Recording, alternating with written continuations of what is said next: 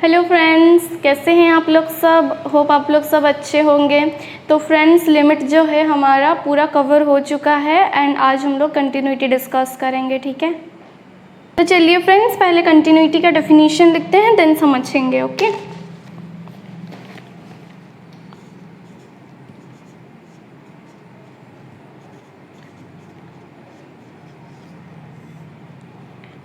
continuity.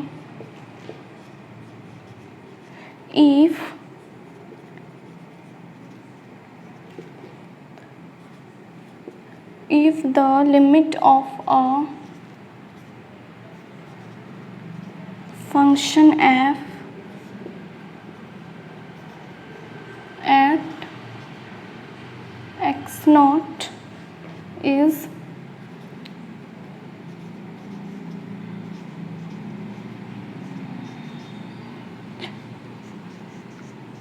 equal to the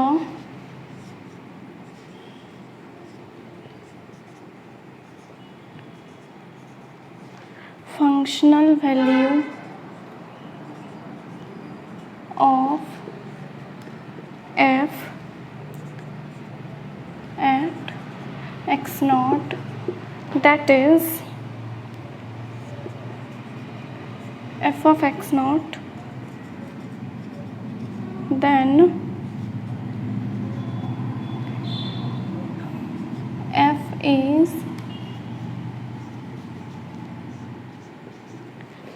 said to be continuous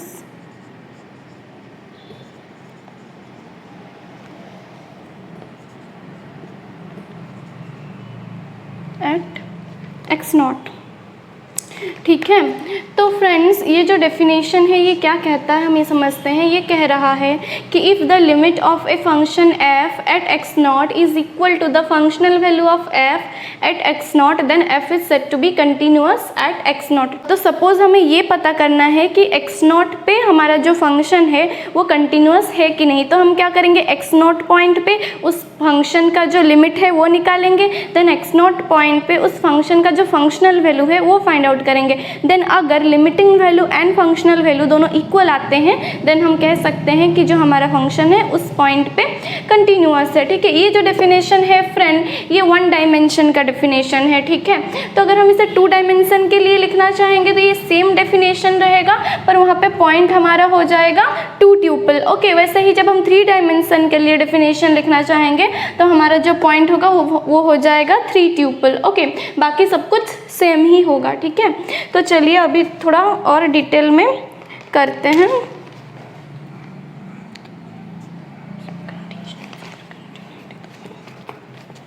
तो हम यहाँ पे लिखेंगे सो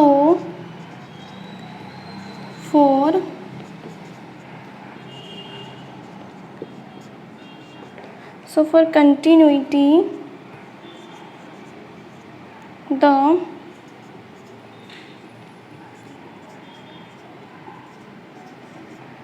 following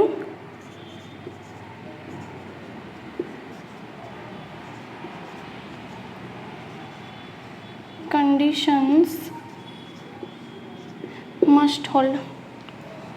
देन पहले इधर हम लिखेंगे 1 वेरिएबल के लिए,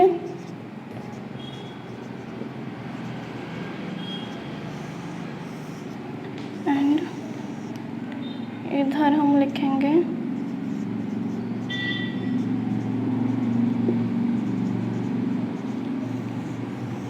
2 वेरिएबल के लिए। फ्रेंड्स, अगर आपने लिमिट समझ लिया है, लिमिट फाइंड आउट करना सीख लिया है, तो कंटिन्यूटी लिमिट के सामने कुछ भी नहीं है, बहुत ही इजी कंसेप्ट है, ठीक है। अगर आपने लिमिट अच्छे से समझा है तो ये आप बहुत ही आसानी से समझ सकते हैं।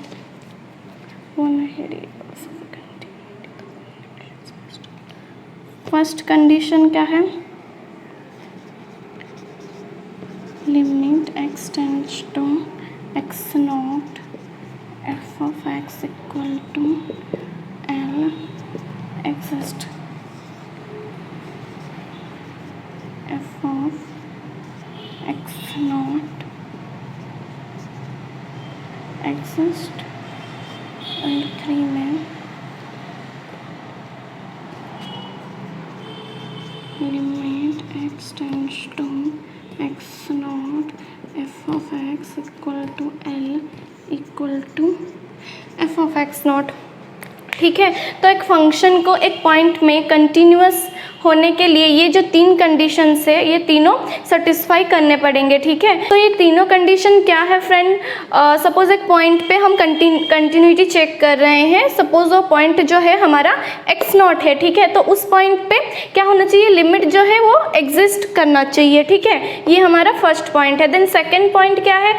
जो फंक्शनल वैल्यू है उस पॉइंट पे वो एग्जिस्ट करना चाहिए, like F of x not जो है वो एग्जिस्ट करना चाहिए। देन थर्ड पॉइंट हमारा है जो लिमिटिंग वैल्यू है और फंक्शनल वैल्यू वो दोनों क्या होने चाहिए? इक्वल होने चाहिए। तब हम कह पाएंगे कि जो फंक्शन है हमारा उस पॉइंट पे कंटिन्यूअस है। ठीक है, तो ये हो गया वन वेरिएबल के लिए। टू वेरिएबल के लिए भी मैं लिख देती हूँ, सेम ही है, बस हमें पॉइंट जो है वो चेंज करना है। ठीक है, फिर भी मैं यहाँ पे थोड़ा लिख के बताती हूँ। Limit x comma y tend to x naught comma y naught f of x comma y equal to l exist f of x naught comma y naught exist limit x comma y tends to x naught comma y naught f of x comma y equal to l f of x naught comma y naught. ठीक है, तो two variable के case में क्या होना चाहिए? वही same. यहाँ पे जो है डिफरेंस क्या है? बस पॉइंट हमारा टू ट्यूपल हो जाएगा। ठीक है, जो टू वेरिएबल का केस होता है उसका जो ग्राफ होता है वो हम 3 डायमेंशनल स्पेस में रिप्रेजेंट करते हैं एंड उसका जो पॉइंट हम लेते हैं वो 2 डायमेंशनल प्लेन से लेते हैं। अगर आप मेरे वीडियोस बिल्कुल स्टार्टिंग से देखते आ रहे हैं, लाइक पार्ट 1 पार्ट 2 सब आपने देखा है, तो वहाँ पे मैंने जो बेसिक चीज़ें हैं वो बहुत ही ईजी वे में मैंने एक्सप्लेन किया था, तो आपको शायद समझ में आ रहा होगा। तो देखिए यहाँ पे जो पहला पॉइंट हमारा कहता है कि जो हमारा लिमिट है x naught comma y not पे, वो फंक्शन का जो लिमिट है x naught comma y not point पे वो एग्जिस्ट करना चाहिए। Then x naught comma y not point पे जो फंक्शन का वैल्यू है यानी फंक्शनल वैल्यू वो एग्जिस्ट करना चाहिए। एंड थर्ड नंबर पॉइंट कहता है कि उस पॉइंट पे x naught comma y not point पे जो functional value and limiting value है वो दोनों इक्वल होने चाहिए। देन उसके बाद हम कह सकते हैं कि जो हमारा फंक्शन होगा वो कंटिन्यूअस होगा x naught comma y not पे। इसी तरह से अगर हमें 3 वेरिएबल के लिए लिखना पड़े ऐसा, तो यहाँ पे बस पॉइंट चेंज करना है, बाकी सब कुछ सेम ही होगा। ठीक है, तो यहाँ पे फ्रेंड्स मैं एक चीज़ आपको बताती हूँ। यहाँ पे जो हमने लिमिट वगैरह का यूज़ किया है, तो हमने तो 2 टाइप के लिमिट पढ़े हैं, repeated limit and simultaneous limit. ठीक है, तो यहाँ पे हम कौन से लिमिट मतलब यूज़ करें? ठीक है, तो फ्रेंड्स मैं आपको बता देती हूँ, यहाँ पे कंटिन्यूटी के केस में या फिर कंटिन्यूटी चेक करने के लिए हम जब भी लिमिट का इस्तेमाल करेंगे तो वो हमेशा हम साइमल्टेनियस लिमिट का ही इस्तेमाल करेंगे। ठीक है, साइमल्टेनियस लिमिट मतलब डबल लिमिट का ही हम हमेशा इस्तेमाल करेंगे कंटिन्यूटी के केस में। ठीक है, तो होप ये आपको क्लियर हो गया होगा। देन अभी चलिए नेक्स्ट। तो चलिए फ्रेंड्स अभी हम लिखेंगे formal definition of continuity for 2 variable. ठीक है,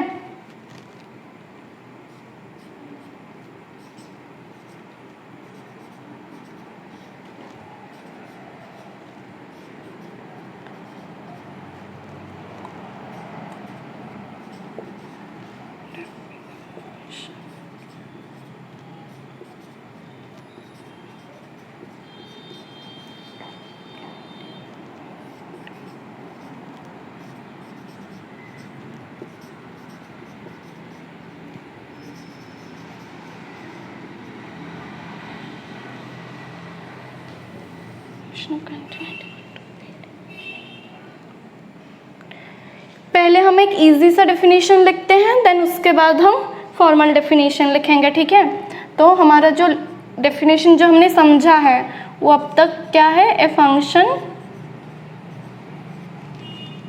f is set to B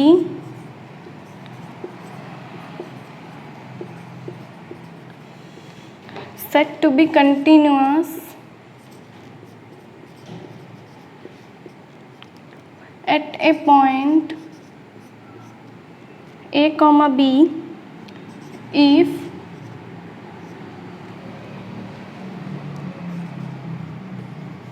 limit x comma y tends to A comma B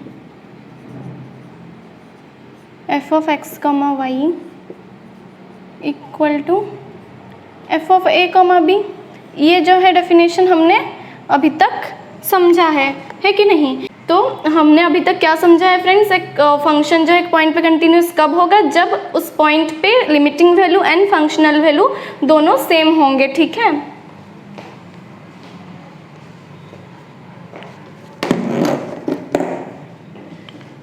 तो चलिए अभी लिखते हैं formal definition. A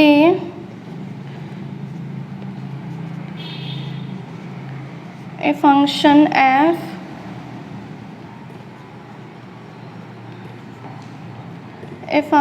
f is said to be continuous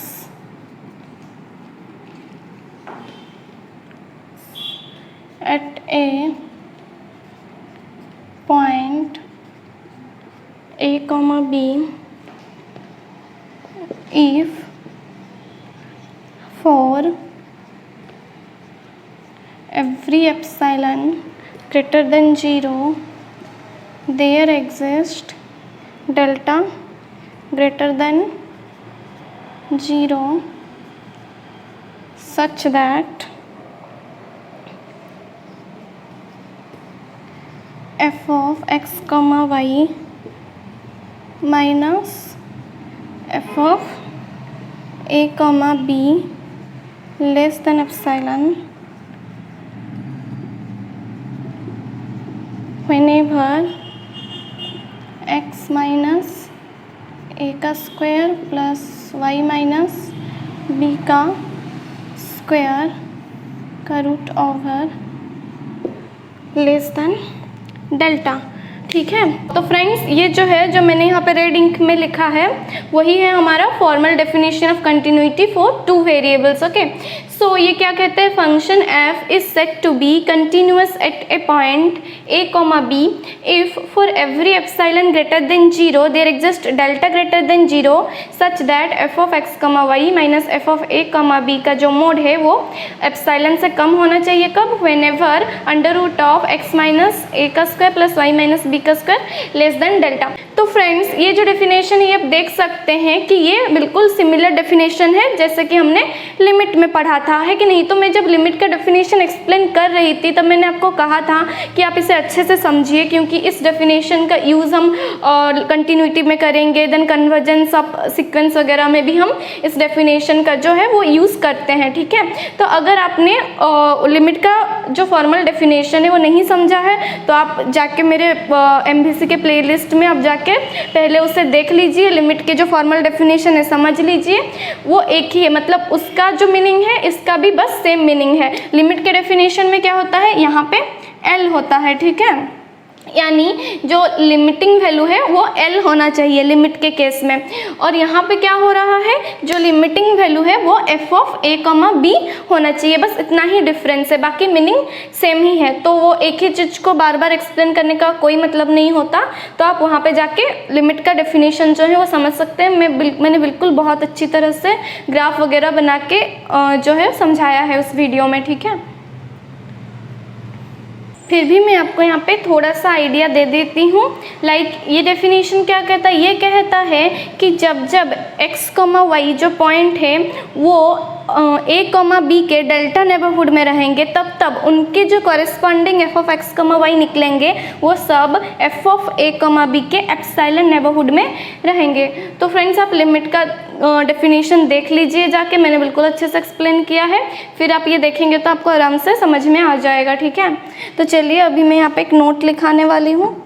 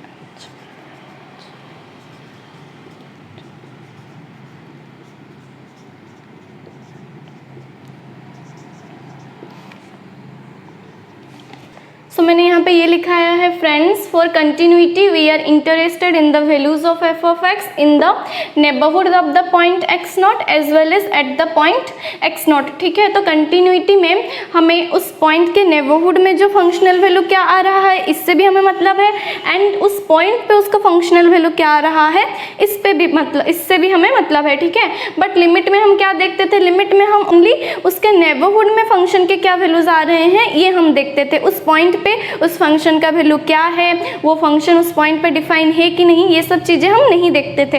but continuity में हमें उस पॉइंट पे भी फंक्शन का क्या वैल्यू है ये भी हमें कंसिडर करना पड़ता है। ठीक है, तो फ्रेंड्स हमारा जो सेकेंड पॉइंट है वो क्या कहता है, continuity is always being defined at a point. ठीक है, तो हम जब भी कंटिन्यूटी चेक करेंगे हम हमेशा एक पॉइंट पे कंटिन्यूटी चेक करते हैं। ठीक है, एंड थर्ड पॉइंट हमारा क्या कहता है, f is said to be continuous over a region R if it is continuous at every point in R. ठीक है, तो हम एक फंक्शन को एक रीजन पे कंटिन्यूअस कब कहेंगे, जब उस रीजन के हर एक पॉइंट पे वो फंक्शन कंटिन्यूअस होगा, तब हम कह सकते हैं कि उस होल रीजन पे जो हमारा फंक्शन है वो कंटिन्यूअस है। ठीक है, जैसे कि बहुत जगह पे लिखा होता है, आपने देखा होगा कि a function is continuous on R that is the set of real number. उसका मतलब ये होता है कि वो जो रियल नंबर का सेट है उसके हर एक पॉइंट पे वो फंक्शन कंटिन्यूअस हो रहा है। ठीक है,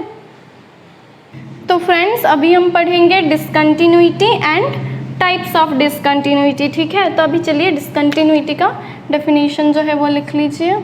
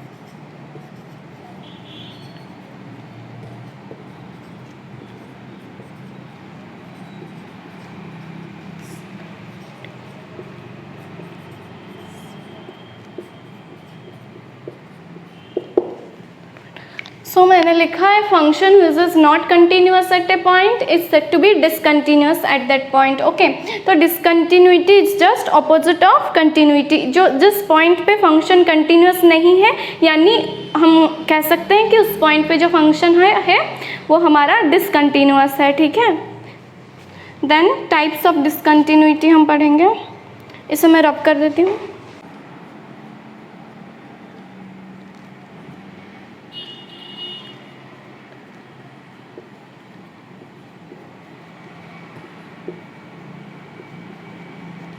टाइप्स ऑफ डिसकंटिन्यूटी। ओके, तो यहाँ पे फ्रेंड्स हम पढ़ेंगे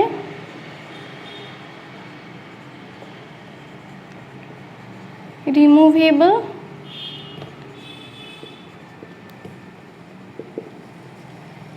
discontinuity, and another one is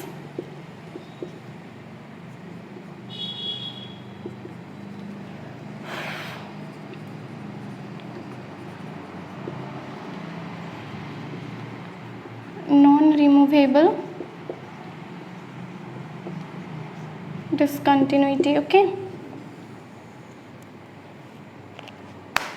friends, MVC में हम बस दो टाइप के डिसकंटिन्यूटी पढ़ेंगे, that is removable discontinuity and non removable discontinuity. ठीक है, एंड बाकी के जो डिसकंटिन्यूटीज आपने सुना होगा like jump discontinuity, discontinuity of first kind, second kind, third kind, ये सब हमारे रियल एनालिसिस में आते हैं। तो जब हम रियल एनालिसिस करेंगे तब वहाँ हम वो सब पढ़ेंगे। ठीक है, तो चलिए अभी इसका मतलब समझते हैं।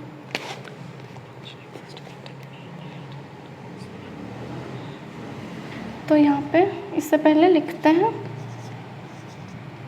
If the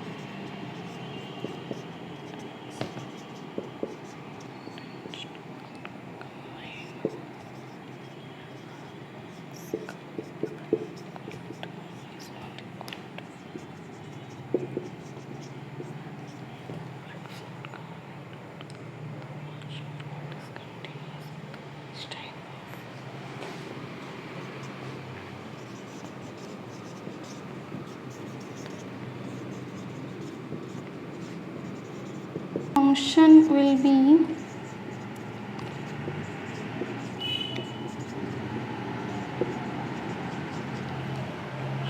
be discontinuous and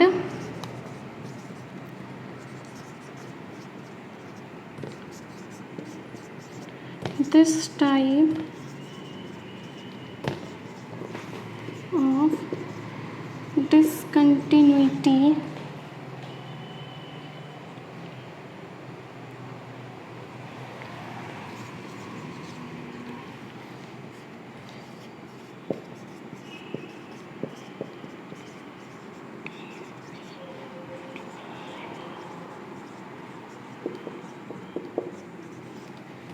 redefining the function at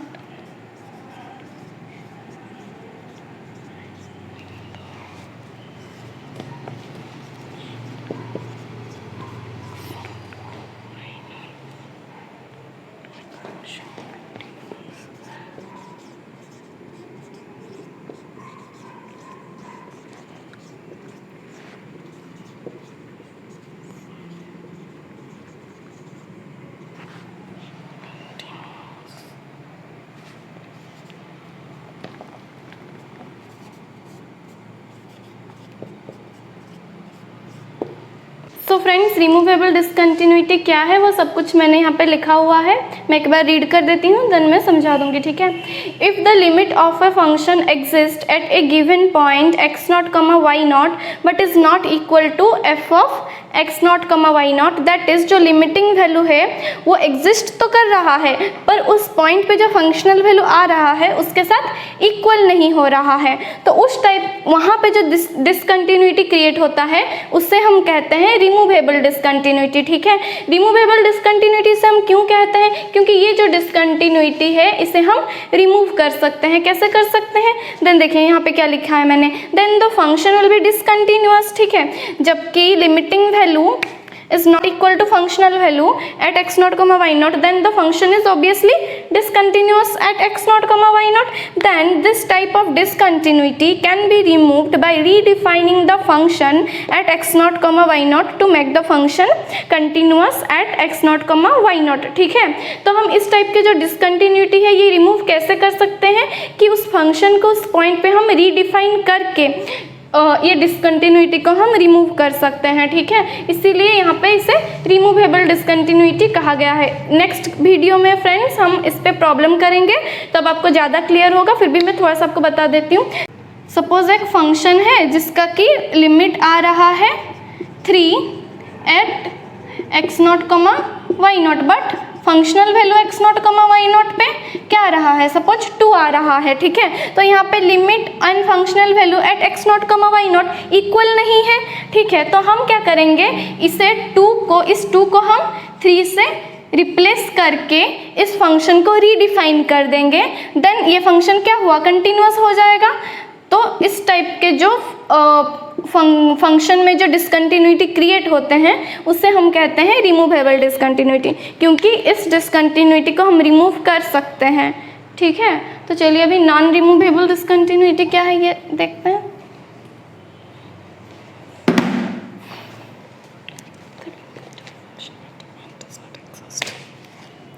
तो नॉन रिमूवेबल डिसकंटिन्यूटी को हम अभी लिखते हैं, if the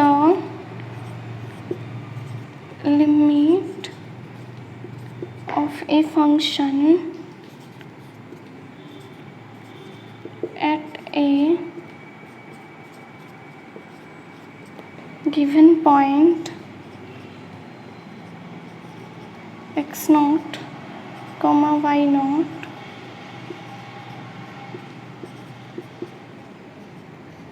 does not exist,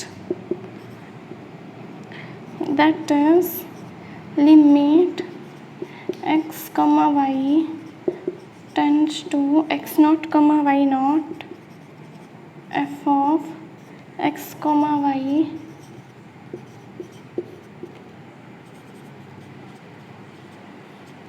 does not exist, then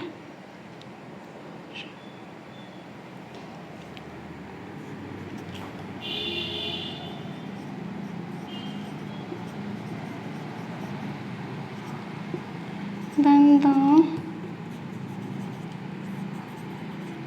value of the function at x naught comma y naught cannot be redefined.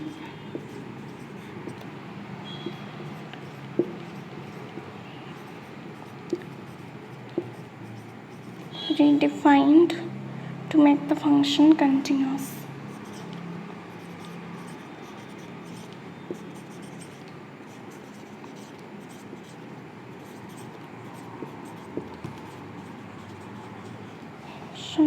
Continuous at x naught comma y naught.